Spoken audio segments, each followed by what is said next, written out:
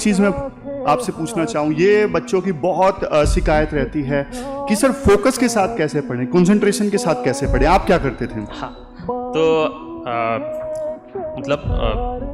मी काय केलं होतं, मी पण मोबाईलवर जास्त टाईम घालवायचो. मला पण थोडीशी मोबाईलची हॅबिट होती. तर मी काय करायचो, एक महिनाभर मी माझा मोबाईल लायब्ररीत आणलाच नव्हता. म्हणजे जो माझा सकाळचा स्लॉट होता ना, ॲटलिस्ट 6 तास तरी तुमचा अभ्यास झाला पाहिजे, प्रॉपरली अभ्यास झाला पाहिजे.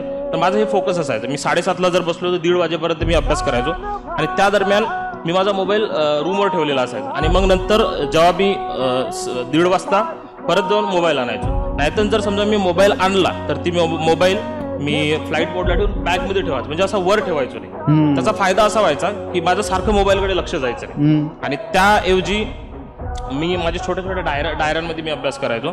छोट्या छोट्या डायरीज लिहिल्या होत्या मी, त्या डायरी सारख्या मी रिवाईज करत राहायचो. तर असं जर तुम्ही केलं तर तुमचा फोकस राहतो मग. आणि सतत आणि जर समजा मोबाईल ठेवलाच तुम्ही सोबत, तर मोबाईलवर टेलिग्रामला काही क्वेश्चन्स येतात.